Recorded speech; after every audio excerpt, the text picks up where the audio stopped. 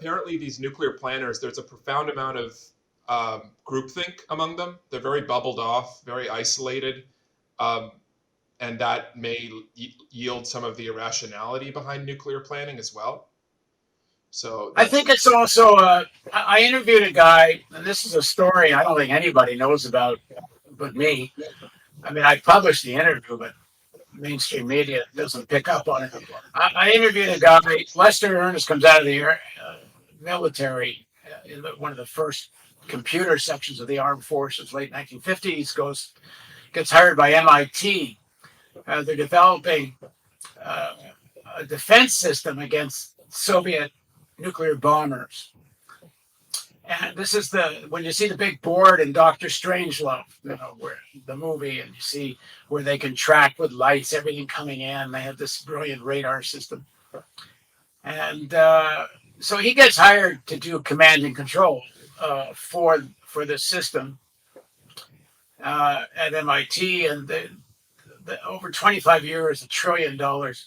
Anyway, he's there for about a week. And he asks one of his colleagues there, he says, how did you guys solve the radar jamming problem? And there's this long silence. The guy says, well, we don't talk about that. And Lester says, well, if you didn't solve the problem of radar jamming, then what's the point of all this? The answer was, well, we don't talk about that. The whole thing was bullshit. The greatest creation or harnessing of computer power in history, warehouses and warehouses of computers to control these radars systems. That the radar part of the system was Bomark missiles that they would then shoot down these Soviet aircraft with, guided by this massive computer system. Never worked because of radar jamming. They wouldn't discuss it because there was so much money to be made. And then Lester, after about a year and a half there, he's asked to go to the Pentagon and Congress and persuade them that Bomark missiles should have nuclear weapons on their tips. And I said, hold on, you're going to have a Soviet nuclear bomber flying over Canada and the United States, and you're going to shoot it down with a nuclear weapon. So you're going to have a nuclear weapon blowing up nuclear weapons over North America, and that's your defense strategy. I said, that's insane. He said, of course it's insane. I said, did you go to the Pentagon and Congress? He said, I did. And did they agree? They did. And they did arm Bomark missiles. I said, why did you do it? He said, we're all making so much money. We were so cynical. And if we didn't do it, somebody else would. And it was just the classic scenario. That line, if I don't do it, somebody else will do it. I might as well make the money. And he also and his colleagues figured, the world's going to be blowing up sooner than later anyway, so what the hell?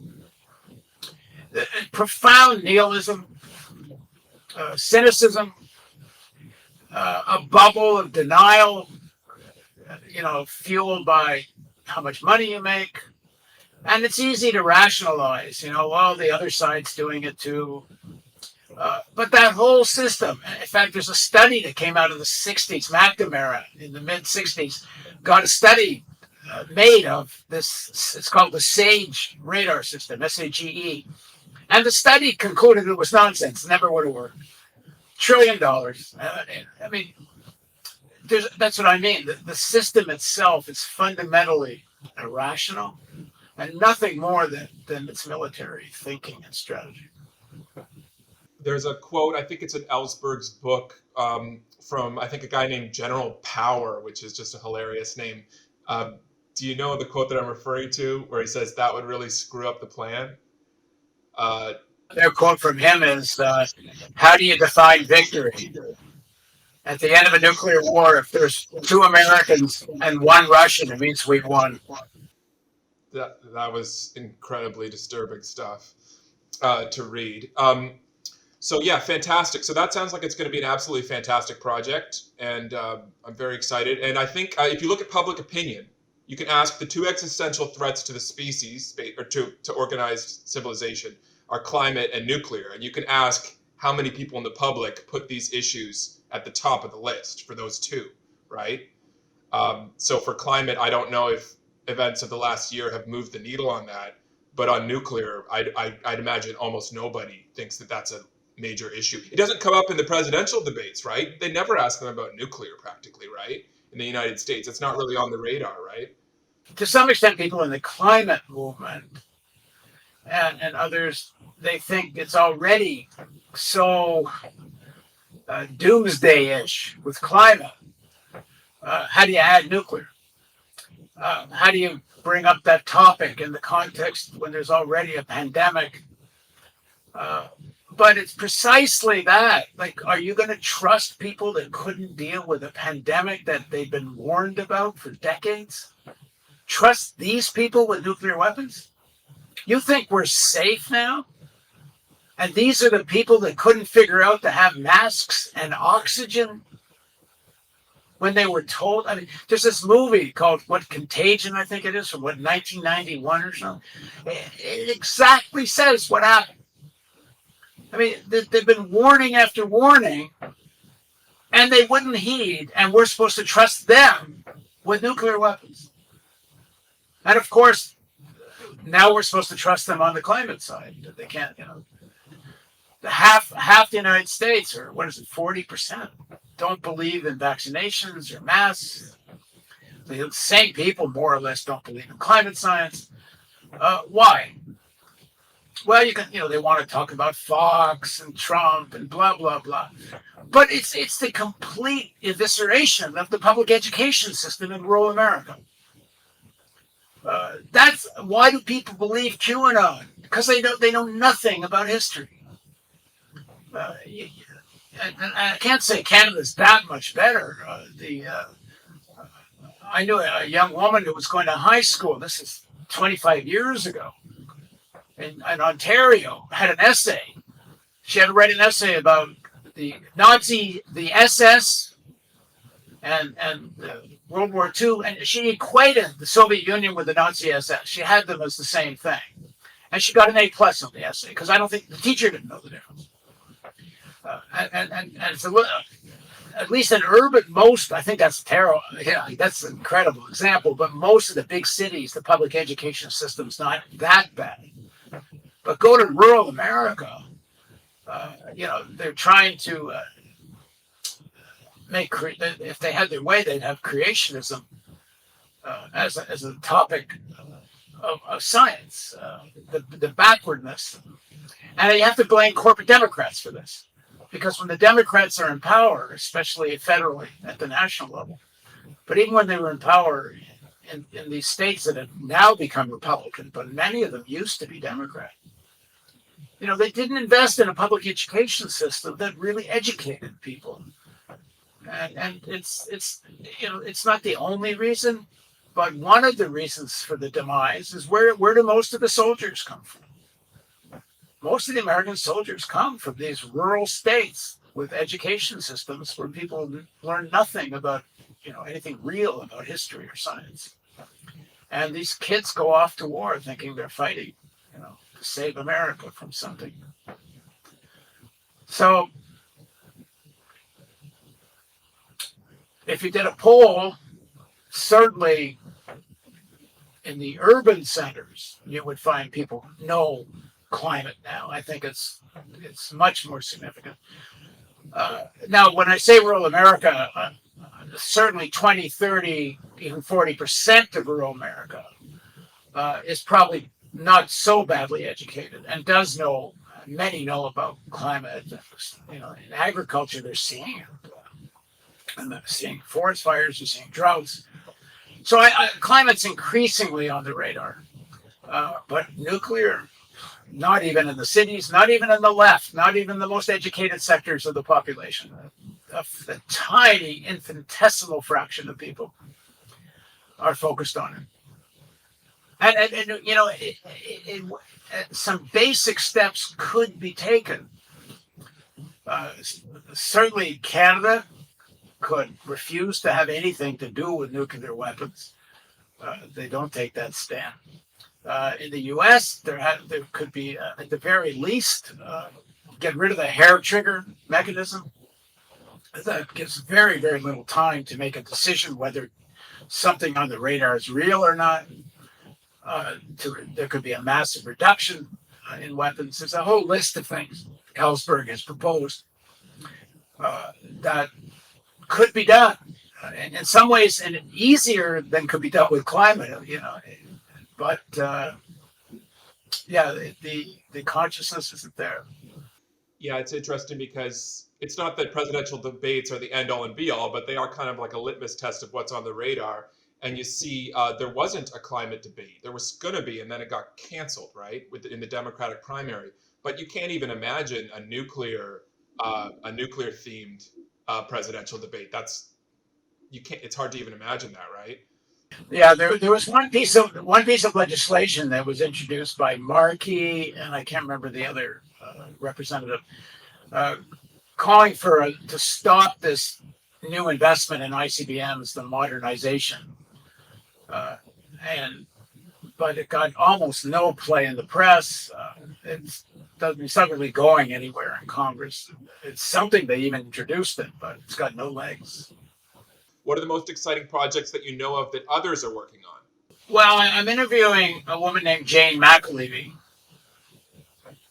and she's been a union organizer for a long time, very successful, and she's now training literally thousands of organizers. And I'm doing a reality asserts itself with her, which is biographical, but also gets into what she's learned about organizing in the working class and in unions, but also electorally. But it's to do with real organizing, where you actually get workers to join, either join a union or join an organization. And she makes a very interesting differentiation between advocacy and organizing. And that much of the left is involved in advocacy. You have an issue, you make a lot of noise about it, you get people to sign up for it, you get people to vote in an election, but it actually doesn't organize people into an organization that then has some force. She's been mostly focused on unions and very focused on winning, and getting workers prepared to win strikes. Or she's increasingly getting involved also in elections, and she calls it a whole worker organizing strategy. So if you're organizing at a factory, you're not just trying to find the influencers amongst the working force to become the leaders, but where do those workers go to church? Where organizations are they in the community? Where do they play sports? Like, you organize everywhere. It's called whole worker organizing. And to me, it's an exciting project because she's organizing, training so many organizers. But I think in a broader way, that's what the left needs to focus on. And I include myself in this. What we can do in the media is so limited. It's first of all so easy to marginalize progressive media. It's so easy to marginalize progressive organizations that rely on advocacy as opposed to organizing. The only way out of all of this mess is a massive amount of organizing, and including in some ways, especially areas of the working class that have been really influenced by Trumpist kind of politics.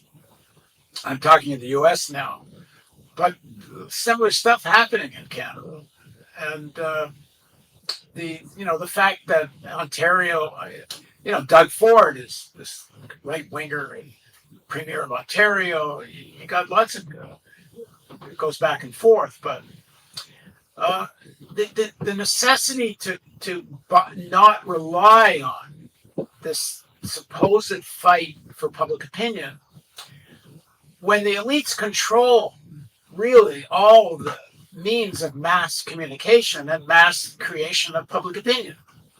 But what they can't control is on the ground organizing. And that's where in the US you've seen some breakthroughs, like the progressives that have got elected in AOC, where she in Queens and the Bronx. But a lot of progressives have got elected in the New York State Assembly, other parts of the country. It's not always successful, but it hasn't been going on that long. The Bernie Sanders campaign showed some of it. But it was real on-the-ground organizing in communities. That direct contact bypasses the elite's control of mass media. And so if you're asking me about one project I'm aware of, there's some others too, where there's that kind of organizing going on in the US. I'm actually not aware of that much going on in Canada, actually. Maybe it is, and I'm not aware of it. But in some ways, I think there's more on the ground organizing going on in the US. The problem there is it's so siloed. You got this group's doing that, and that group's doing this, and there's a lot of sectarian fighting goes on. The amount of trashing that goes on by the left, of the left. The serious organizers aren't doing that, but a lot of it goes on the internet. But anyway, any of these groups that are doing that kind of real organizing, that I think is not just exciting, especially when it's in the working class, and especially when it's directed towards unions and organizing and organized workers. There's only two hopes we have. One is that kind of organizing, and then two, because of the time frame of climate, there's no alternative to what I'm about to say. Some sections of the elites have got to wake up. There are sections of the elites in the billionaire class that and there are some already, but even they're marginal. But without some section of the elites, they get the real existential threat of climate. And don't just see it as a money-making opportunity, which is where most of the rhetoric really comes down. And it gets serious about the science, because the Biden plan, something, compared to denial, such a reliance on carbon capture, which is still, at least at any scale that's meaningful, quite unproven. The time frame for the Biden plan, the time frame for the Trudeau plan, the time frame for virtually all of advanced capitalist countries is completely out of whack with what the scientists say is necessary. So we can talk more about climate, but I'd like to. But if you're asking me, it's the projects that excite me are not media projects. They're on the ground organizing. Yeah, you talk a lot about BlackRock, and it's interesting because Larry Fink, he had this letter where he talked about climate, ESG, right? That's the corporate trend, right? And it is interesting to see kind of moves in the corporate sector towards support for decarbonization. What do you make of that, including Larry Fink? He's probably one of the mascots of the whole ESG corporate movement. What do you make of all that? Well, they're caught between a black rock and a hard place. They get it. They see the science, but they can't, on their own, disrupt the laws of capitalism. So I'll give you an example with BlackRock. BlackRock said that two things. They were going to reduce their investment in coal. And they said because they are an index fund, which means they invest in every single thing in an index. So, the S&P 500, they buy the whole S&P 500, which is why they own, a significant voting shares of everything. But that includes companies that do coal. So Fink was interviewed by this guy Sorokin, and Sorokin asked him, "Well, you got this enormous power, you and the other asset management companies. Why don't you lean on the S&P 500 to throw coal out of the index? Tell them you'll stop investing in the index if they don't get rid of coal." Well, of course, Fink had no answer for that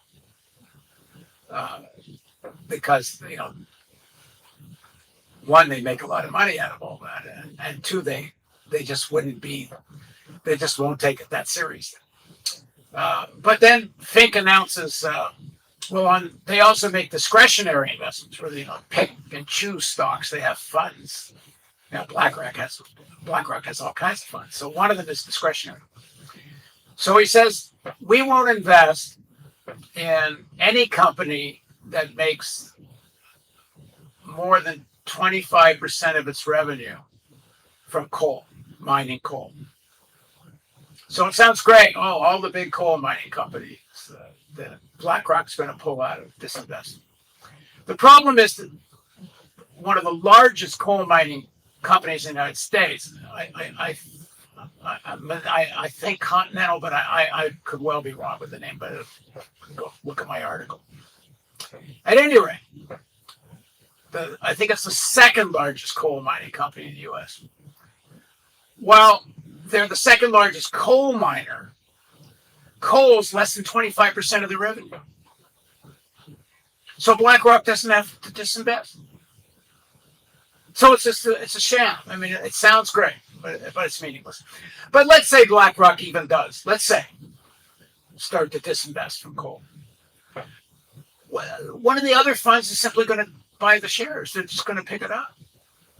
Because unless there's a government intervention, unless the state steps in and says that everyone's disinvesting from coal by law, then there'll always be a company that says, well, nice for you, BlackRock, but maybe you can afford to get out of coal, but we need the money, so we're going to get into coal.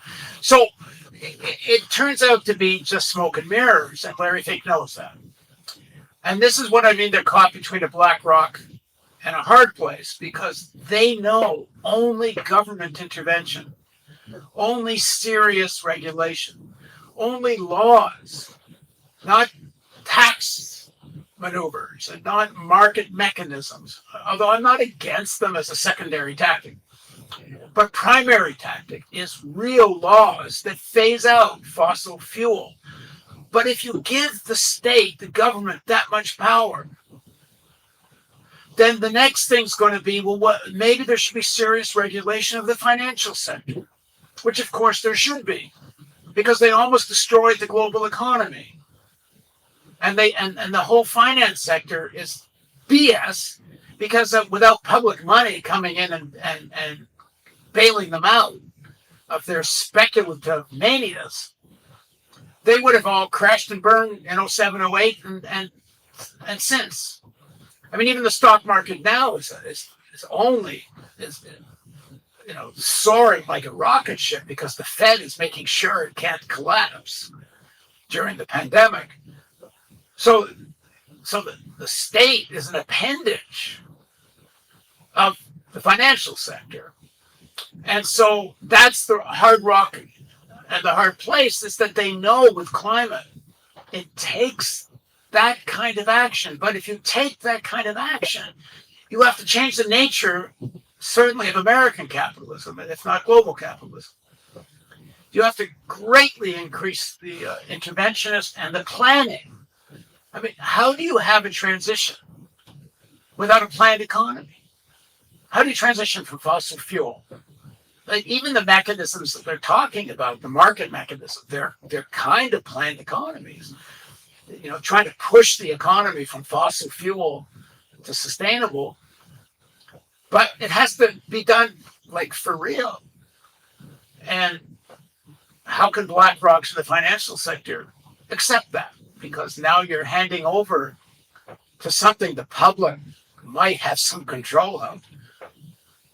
So it's a real conundrum. So there are a few individuals in the elites and the billionaire class, that get it, I think. They don't have that kind of serious power. So, Ellsberg has a great line on the nuclear stuff. He says, you got to act as if we're on the Titanic, but there's still time to turn the ship away from the iceberg. And you got to hope that the captain will tell this is what I like about his metaphor.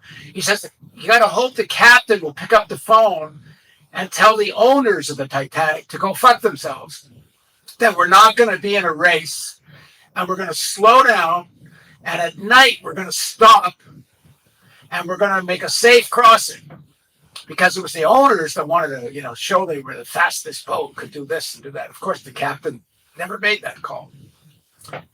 So, you can't put a rosy picture on our situation. We're at a very existential moment for the human species. The elites are, right now, between the withdrawal of Afghanistan, the rivalry with China, and all the geopolitical shenanigans. And like I say, the system is fundamentally irrational. At least there's a conversation about climate now. But that I interviewed that guy. I said, the climate scientist who was the co-lead author of Chapter 11 in the new IPCC report that's on my site. Well, his co-author, a woman, I think she's Swiss, I may be wrong, but she's European. She was quoted when they released the IPCC report as saying she didn't think she would ever work on another IPCC report. She said, what's the point? It just gets ignored. And she says it's not a good use of scientists' time. And, I don't know I'm not sure how we break through the cultural bubble that exists, and the problem goes this way. One is, probably the majority of North Americans economically are doing okay and even well. A slim majority, but a majority. The other section of people who are desperate economically, how do they think about anything but how to survive the month? And then the left is very sectarian. There's a lot of fight goes on. There's no great, national organizing movement. So that's where we are. And so the hope is that you asked me another project, what I find exciting. I do find exciting in the U.S., less so in Canada, the progressive types that are getting elected at different levels. Those campaigns where they go they knock door to door, and as far as I understand it, the internet organizing plays a secondary role. The Sanders campaign, the internet played a very big role, but in these individual races, it's real local organizing. These election campaigns are also becoming organizing campaigns. And there's some hope there, but you never know. History's weird. Sometimes there's galvanizing events, and all of a sudden people break out of their inertia and their habits. It happened, in the lead up to the Iraq War. Millions of people around the world demonstrated against the war. It wasn't successful, but it was a moment that was really something. All of a sudden, the most interesting thing about those protests were the numbers of people that had never been in a protest before in their life. And all of a sudden, something just broke through. I've talked about this before with Katrina and 9/11 to some extent, but every so often the shreds, the fabric of American mythology, and it's true for Canada too, it gets shredded by an objective event. And all of a sudden people start to see the real world more. With Katrina, when the hurricane hits New Orleans, such a disaster, all of a sudden the media actually discovered there's such a thing as race and class in America. And they even talked about it for about 3 weeks. So there might be another galvanizing moment where, and I just hope that when the moment comes, progressive forces can build on it. I lived in Baltimore for 8-9 years or something. When Freddie Gray was killed by the police, there was that kind of moment. Thousands of people came into the streets to protest the murder. It was really, Baltimore, I don't think had ever seen such a broad support for reform of the police, against police abuse and so on. After the death of Martin Luther King, there was massive protests in Baltimore. But I don't think there was ever the extent to which white students joined in. And they did after Freddie Gray. But there was no organizing, and it all dissipated. So, we need to get ready for a galvanizing event, so that when a moment comes, and it will come, we'll see if it comes soon enough. Will we be able to take advantage of it? That's where we're at. All right. Thanks so much, everyone, for joining us, and I hope you enjoyed the interview.